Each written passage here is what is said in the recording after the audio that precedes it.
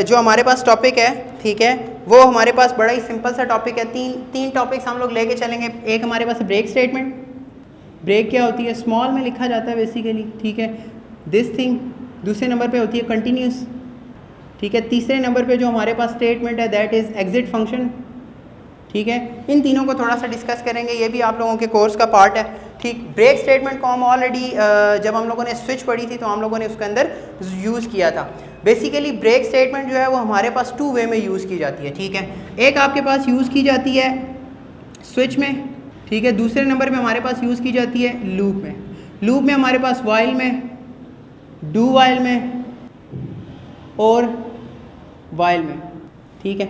इसके बाद हमारे पास कंटिन्यूस स्टेटमेंट है। कंटिन्यूस स्टेटमेंट हमेशा लूप में यूज़ की जाती है, ठीक है। एग्जिट फंक्शन जो है वो हमारे पास, उसको देखते हैं कि वो हमारे पास कहाँ यूज़ होता है। सबसे पहले ब्रेक स्टेटमेंट को समझ लेते हैं, ठीक है, आसानी से, कि ब्रेक स्टेटमेंट किस तरह से काम करती है। देखिए, ब्रेक स्टेटमेंट जब हमारे पास स्विच में यूज़ किया तो हम लोगों ने कहा कि break statement is used in 2 veg.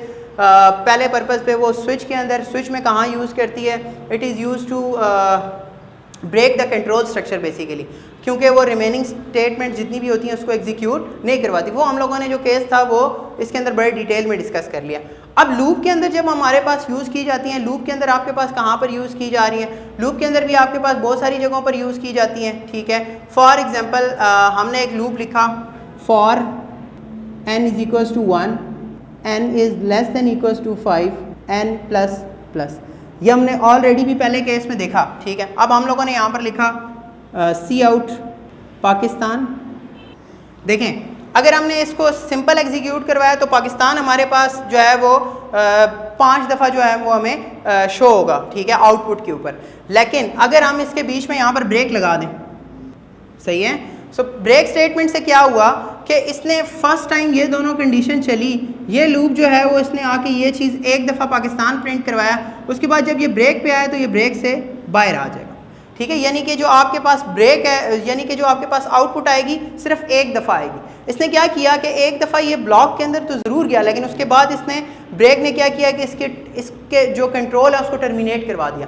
यानी कि ये बेसिकली लूप कितनी दफ़ा चल रहा है हमारे पास, 5 टाइम्स, ठीक है। लेकिन ब्रेक लगाने की वजह से ये लूप कितनी दफ़ा एग्जीक्यूट करेगा, ये लूप सिर्फ जो है वो एक दफ़ा ही एग्जीक्यूट करेगा, सही है। तो ये हमारे पास जो है ये ब्रेक स्टेटमेंट जो है वो इस तरह से काम करती है, ठीक है। आई होप कि आप लोगों को समझ में आ गया होगा। इसकी एक और एप्लीकेशन है, जब आप प्राइम नंबर का प्रोग्राम कर रहे होते हैं तो उस केस में भी हमारे पास जो है वो ब्रेक जो है वो हम लगा सकते हैं। बाकी इंशाल्लाह हम लोग जब एक्सरसाइज के ऊपर आएंगे तो वहाँ पर भी इस चीज़ को लूप के अंदर बहुत डिटेल में देख लेंगे, ठीक है। मैं दोबारा से सम अप कर देता हूँ कि जो हमारे पास ब्रेक स्टेटमेंट है वो 2 वे में हमारे पास प्रोग्रामिंग के अंदर यूज़ की जा सकती है। पर्पज़ क्या है, to break the control structure.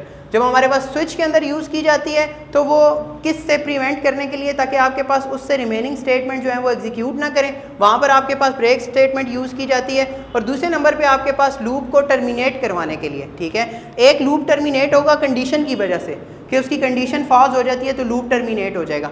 दूसरी जो लूप की कंडीशन जो होती है वो हमारे पास ब्रेक की वजह से टर्मिनेट हो जाती है, ठीक है। यानी कि नॉर्मल वे से आपका लूप टर्मिनेट नहीं हो रहा है, लेकिन ब्रेक की वजह से जो है वो आपके पास जो आपके पास कोड है वो टर्मिनेट हो जाएगा। तो ये ब्रेक स्टेटमेंट को आप इस तरह से यूज़ कर सकते हैं। फिर आपके पास बात करते हैं जी कंटिन्यूस स्टेटमेंट के ऊपर।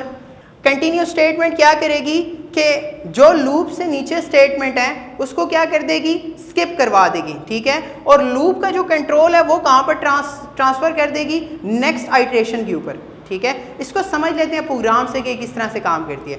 डेफिनेशन को एक दफ़ा समझ लेंगे, ये क्या करेगी, ठीक है। It skips basically the remaining condition where it is encountered, कि यहाँ पर ये डिफाइंड हुई हुई होती है, ये यहाँ पर कॉल हुई हुई होती है, वहाँ पर की नीचे स्टेटमेंट्स जो होती हैं सारी की सारी वो क्या हो जाएंगी, ख़त्म हो जाएंगी, ठीक है। उसके बाद जो है वो कंट्रोल ट्रांसफ़र कहाँ पर हो जाएगा, कहाँ पर ट्रांसफ़र होता है आपके पास, जो आपके पास लूप की बिगिनिंग है या जहाँ पर कंडीशन है आपकी, वहाँ पर। एक एग्जांपल से इसको समझते हैं कि किस तरह से काम करते हैं। For example, for n is equals to 1, n is less than equals to 10, n plus plus, सही है। अच्छा जी, मैं ये चाहता हूँ कि मेरे पास जो है वो सिर्फ ऑड नंबर डिस्प्ले हो, ठीक है। यानी कि मेरे पास जो है इवन नंबर वो डिस्प्ले ना हो। सो फॉर एग्जांपल मैं कर सकता हूँ यहाँ पर if n mod 2 is equals to 0, अगर ये कंडीशन ट्रू होती है, या ये भी ना भी लगाएं क्योंकि एक ही स्टेटमेंट, तो हम यहाँ पर लिख सकते हैं कंटिन्यू, ठीक है, कंटिन्यू हम लोगों ने लिख दिया, उसके बाद हम लोग लिख रहे हैं सी आउट एन एंडल। ठीक है, इसकी कंडीशन को थोड़ा सा समझ लें। ठीक है, प्रोग्राम ऊपर से सेम ही है कि आप लोगों ने इनिशियलाइज करवाया, मैं उसकी नहीं आ रहा, अगर किसी को समझ नहीं आ रही। So for example this is your wide main और यहाँ पर आप लोगों ने एंट एन और देन यहाँ पर गेट सी एच। सही है, तो वो साथ ही चलेगा। मैं जैसे उसकी वर्किंग जो है वो अभी तक सिर्फ वर्किंग के ऊपर काम करेंगे, बेसिकली वर्किंग किस तरह से करती है। अब इसने क्या किया कि for example this is your output, N की वैल्यू 1 है, लेस देन 10 है, कंडीशन को चेक करें। अब इसका आंसर 1 का कभी भी मॉड 2 के साथ 0 नहीं आता। ये हम प्रीवियस लेक्चर्स में चैप्टर नंबर 3 में भी बहुत डिटेल में डिस्कस कर चुके हैं। तो ये वाली कंडीशन जो है वो एग्जीक्यूट नहीं करेगी। अगर ये कंडीशन एग्जीक्यूट नहीं करेगी तो फिर हमारे पास लूप यहाँ पर जो कंट्रोल है वो यहाँ पर आ जाएगा और आपके पास यहाँ पर लिखा हुआ आएगा 1। उसके बाद आपके पास नेक्स्ट वैल्यू जो है आइट्रेशन के बाद 2 आ गई, कंडीशन भी ट्रू है, ये कंडीशन भी ट्रू हो रही है। 2 का 2 के साथ मॉड लें तो हमारे पास आंसर 0 आता है, इसका मतलब है कंटिन्यूस। अब यहाँ पर कंटिन्यूस ने काम किया है। इसने क्या किया है कि ये अब ट्रांसफ़र करवा देगा कंट्रोल को यहाँ पर। इसका मतलब ये है कि ये रिमेनिंग कंडीशन नहीं चली। अगर आपको नहीं समझ आ रही, फॉर एग्जांपल ये मैंने ब्रैकेट्स लगा दी। इस ब्रैकेट ने क्या किया कि फॉर एग्जांपल अगर वैसे तो नॉर्मल आइट्रेशन में ये होता है कि फॉर एग्जांपल ये इफ का ब्लॉक ना भी चले तो हमारे पास उसकी अगली ब्लॉक चलती है, लेकिन आपके पास कंटिन्यूस लगा हुआ है। इसका मतलब क्या है कि कंटिन्यूस ने कंट्रोल ट्रांसफर करवा दिया यहाँ पर। इससे जितनी भी रिमेनिंग कंडीशन है, जो उससे नीचे वाली कंडीशन है, वो एग्जीक्यूट नहीं करेंगे। फॉर एग्जाम्पल आपके पास वैल्यू आई 1, उसके बाद 2 को इसने स्किप करवा दिया, ठीक है, क्योंकि आपके पास कंटिन्यूस स्टेटमेंट लगी हुई है। उसके बाद आपके पास आएगा 3, क्योंकि 3 में ये चीज़ ट्रू नहीं होती तो ये वाली चीज़ चलेगी। ये कोई इफ एल्स का पार्ट नहीं है, ठीक है, ये नॉर्मल कंडीशंस हैं। ठीक, अगर देखें एक और बात इसको समझने के लिए, अब फॉर एग्जांपल ये 10 तक जाएगा, सो ये 1, उसके बाद 3 है, उसके बाद आएगा आपके पास 5, ठीक है, इसी तरह सो ऑन आपके पास 9 तक चलेगा। ठीक है, इसको थोड़ा सा और समझ लें। फॉर एग्जांपल मैंने लगा दिया कंटिन्यूस, ठीक है, मैंने जस्ट ये लिखा है इसमें, ठीक है, कंटिन्यूस स्टेटमेंट लगाई और यहाँ पर लिख रहा हूँ सी आउट एन, ठीक है, फॉर एग्जांपल। अब इसने क्या किया कि हमारे पास कोई आउटपुट नहीं आने दी, क्योंकि जब कंट्रोल गया यहाँ पर, यहाँ से कंट्रोल चला गया यहाँ पर, इसने रिमेनिंग कंडीशन पे आने ही नहीं दिया। ठीक है, तो this is basically the purpose of continuous statement. I hope कि आप लोगों को इसकी वर्किंग जो है वो समझ में आ गई होगी। ब्रेक स्टेटमेंट क्या करता है? ब्रेक स्टेटमेंट कंट्रोल को बाहर निकाल देता है। ये क्या करता है? कंटिन्यूस क्या करता है? रिमेनिंग कंडीशंस को स्किप करता है और उसके बाद कंट्रोल को ट्रांसफर करवा देता है to the beginning of the loop. ठीक है, फॉर लूप की बात करें तो वो यहाँ पर आ जाएगा, और अगर डू वाइल की अगर हम बात करें तो उसमें कंडीशन के ऊपर जो है वो हमारे पास चला जाएगा। सही है, उसके बाद हम बात करते हैं एग्जिट की। एग्जिट हमारे पास एक फंक्शन है, ठीक है, for example this is your exit. Exit is your keyword. यहाँ पर हमारे पास क्या आता है? या वेरिएबल या हमारे पास इंटीजर। लेकिन एक बात है कि ये जो वेरिएबल है ये भी क्या होना चाहिए? इंटीजर डाटा टाइप का। ठीक है, ये चीज़ मस्ट है कि ये भी जो वेरिएबल होना चाहिए वो इंटीजर डाटा टाइप का ही होना चाहिए। इस चीज़ को डिस्कस करते हैं कि हमारे पास क्या चीज़ होती है। ठीक है, पहली बात के ये हमारे पास एग्जिट स्टेटमेंट, एग्जिट जो फंक्शन है बेसिकली करता क्या? अब बहुत सारे लोग जो हैं वो कंफ्यूज करते हैं, ठीक है, कंफ्यूज खुद भी हो जाते हैं, ठीक है, और दूसरों को भी जो है वो कंफ्यूज कर देते हैं। एग्जिट फंक्शन जो है वो क्या काम करता है कि वो प्रोग्राम को टर्मिनेट करवा देता है। लूप की टर्मिनेशन का मतलब और है। लूप का मतलब ये है कि जो लूप है सिर्फ वो चीज़ खत्म होगी। अगर हम ब्रेक की बात करें, सो कंट्रोल स्ट्रक्चर है, वो सिर्फ स्विच को ख़त्म करवाता है, ठीक है, या फिर हमारे पास लूप को ख़त्म करवाता है। ठीक है, इसमें जो एग्जिट फंक्शन है ये हमारे पास प्रोग्राम को ख़त्म करवा देगा। फॉर एग्जांपल आपके पास जो IDE है जहाँ पर आप लोग सोर्स कोड टाइप कर रहे हैं, ये वहाँ पर आपका कंट्रोल जो है वो ट्रांसमिट करवा देगा। फिर इसके अंदर हमारे पास क्या चीज़ें हैं? इसके अंदर आपके पास दो चीज़ें आ सकती हैं, या फिर आप लिख सकते हैं एग्जिट 0 या फिर आप लिख सकते हैं एग्जिट 1। ठीक है, अब इसका मतलब क्या है? Normal way.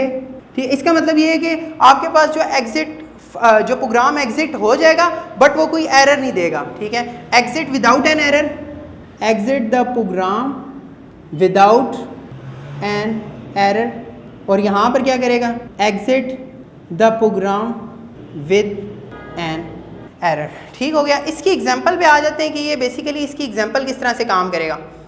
फॉर एग्जांपल, अच्छा एक और चीज़ इंपॉर्टेंट बात कि जब भी आप एग्जिट को यूज़ करेंगे तो आप एक स्टैंडर्ड लाइब्रेरी है उसको इंक्लूड मस्ट करवाएंगे। ठीक है, you must have to include at the beginning of the program # include std, ये स्मॉल है जी, std lib। ठीक है। ये आपने फॉर एग्जांपल आईओ स्ट्रीम लिखा, उसके बाद conio.h लिखा, उसके बाद आपने stdlib को लाजमी इंक्लूड करवाना है, ठीक है। ये लाइब्रेरी आप लोगों ने मस्ट इंक्लूड करवानी है, वरना अदरवाइज ये अनडिक्लेयर का आपके पास एरर दे देगा। अब इसकी आते हैं एग्जाम्पल के ऊपर कि इसकी एग्जाम्पल बेसिकली क्या हो सकती है। हम लोग लेते हैं for example cout enter integer cn for example void main, और इससे ऊपर आपके पास hash include stdlib, hash include conio.h और हैश इंक्लूड iostream। 3 लाइब्रेरियाँ आपके पास होगी, ठीक है। उसके बाद आप लोग यहाँ पर लेंगे int n, सही। आप लोगों ने लिखा, आपने एक इंटीजर ले लिया, आप लोग चेक करें if n is greater than 10। अगर यूज़र ने जो है वो n से ग्रेटर दैन n की कोई वैल्यू जो है वो 10 से ग्रेटर है तो उसको शो करवा देगा सी आउट n, या इस तरह का कोई भी प्रोग्राम हो सकता है। और एल्स अगर n से ग्रेटर नहीं है तो एल्स में उसको क्या करवा देगा, एग्जिट 0, ठीक है। तो ये इसकी एक एग्जांपल हो सकती है नॉर्मल वे से, ठीक है। इसका मतलब क्या है कि नॉर्मल वे में टर्मिनेशन यहाँ पर आके हुई, ठीक है। लेकिन यहाँ पर क्या हुआ कि आप लोगों ने खुद से प्रोग्राम ऑटोमेटिकली आपके पास जो है वो रिटर्न कर गया, ठीक है। आप लोगों ने कहीं भी लूप के अंदर यूज़ किया, कहीं भी प्रोग्राम के अंदर यूज़ किया, इसका मतलब है वो रिमेनिंग कंडीशन जिस उससे नीचे है तो वो ख़त्म नहीं कराएगा। ये बेसिकली किसी कंट्रोल को जो है वो टर्मिनेट कराने के लिए यूज़ नहीं करता। जो आपके पास ब्रेक है ये हमारे पास कंट्रोल स्ट्रक्चर को टर्मिनेट कराने के लिए यूज़ की जाती है, जबकि एग्जिट फंक्शन जो है वो आपके प्रोग्राम को ख़त्म कर देगा। यानी कि जो आपके पास ब्लैक स्क्रीन है वहाँ से स्विच करवा देगा आपको कहाँ पर, जहाँ पर आप सोर्स कोड जो है वो टाइप कर रहे हैं, ठीक है। इसका मतलब है कि अगर यूज़र ने 10 लिखा है तो आपके पास वैल्यू आ जाएगी 10, अदरवाइज वो प्रोग्राम आपके पास एंड हो जाएगा, ख़त्म हो जाएगा, आपके पास कोई चीज़ डिस्प्ले नहीं होगी। अब फॉर एग्जांपल एक और इसकी एक एग्जांपल ले लेते हैं, ठीक है। आसान सी एक एग्जांपल लेते हैं। फॉर एग्जांपल अगर आप किसी भी 2 नंबरों को डिवाइड करें और जो उसका डिनोमिनेटर है वो अगर आपके पास 0 आ जाए तो आपके पास अनडिफाइन हो जाता है, ठीक है। सो एरर वाला केस लेते हैं। तो फॉर एग्जांपल हमारे पास हम ये कहते हैं कि इंट a, b, सही है। सी आउट इंटर 2 इंटीजर्स, सही है, cn a b, ठीक हो गया। 2 इंटीजर्स हम लोगों ने यूज़र से ले लिए हैं। अब क्या होगा, अब for example this is your denominator, for example if b is not equals to 0, ये एक हम लोगों ने कंडीशन बना लिया कि अगर b 0 के इक्वल नहीं है तो क्या होगा, देन हमारे पास सी आउट क्या चीज़ डिस्प्ले हो जाए, a डिवाइड्स b, जो भी आपके पास आंसर आता है, ठीक हो गया। अगर ऐसा नहीं है एल्स, ठीक है, एल्स में हम लोग कंडीशन लगा सकते हैं एग्जिट 1। इसका मतलब ये है कि ये जो आप लोगों ने प्रोग्राम किया, अब ये एग्जिट जो है ये प्रोग्राम ख़त्म तो हुआ लेकिन इसके अंदर एरर था, ठीक है। इससे 2 पर्पसेस हैं। एक तो ये है कि आप नॉर्मल में से प्रोग्राम को जो है वो ख़त्म करवा दें, ठीक है। एग्जिट का एक पहला फंक्शन जो है वो प्रोग्राम को टर्मिनेट करवा देना, प्रोग्राम को ख़त्म करवा देना, स्विच करवा देना सोर्स कोड की तरफ या कंपाइलर की तरफ, जहाँ पर आप लोग जो है वो कोड जो है वो सोर्स कोड टाइप कर रहे हैं, ठीक है। ये विदाउट एनी एरर आएगा, और अगर 1 के साथ आप एग्जिट करा रहे हैं तो विद एनी एरर आएगा, सही है। तो आपको बताएगा कि कोई ना कोई प्रोग्राम के अंदर एरर था। दोबारा से इस जो लेक्चर है उसको सम अप कर लेते हैं। हम लोगों ने इस लेक्चर के अंदर बेसिकली 3 चीज़ें पढ़ी हैं, ठीक है। The first one is break statement. The purpose of break statement is use to break the control structure, usually use in 2 way. The first is switch statement के अंदर यूज़ होता है और सेकेंड इज़ लूप के अंदर use करते हैं, ठीक है।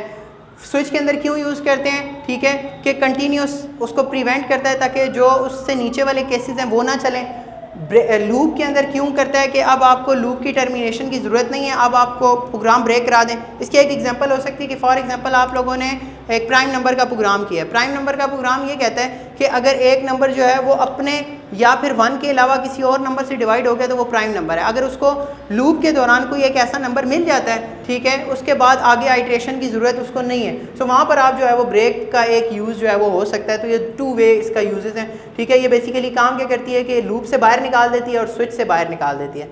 कंटिन्यूस कैसे काम करती है, कंटिन्यूस ऐसे काम करती है कि जहाँ पर भी कंटिन्यूस लिखी हुई होगी, जहाँ पर इनकाउंटर्ड होगी, ठीक है, वहाँ की रिमेनिंग स्टेटमेंट आपके पास ख़त्म करवा के जो लूप का कंट्रोल है वो उसके बिगनिंग ऑफ द लूप के अंदर हमारे पास जो कंट्रोल है वो ट्रांसफ़र कर देगी to the beginning of the loop. ये हमेशा कंटिन्यूस स्टेटमेंट जो है वो लूप के अंदर ही हम यूज़ करते हैं। फिर आपके पास है एग्जिट फंक्शन, ठीक है।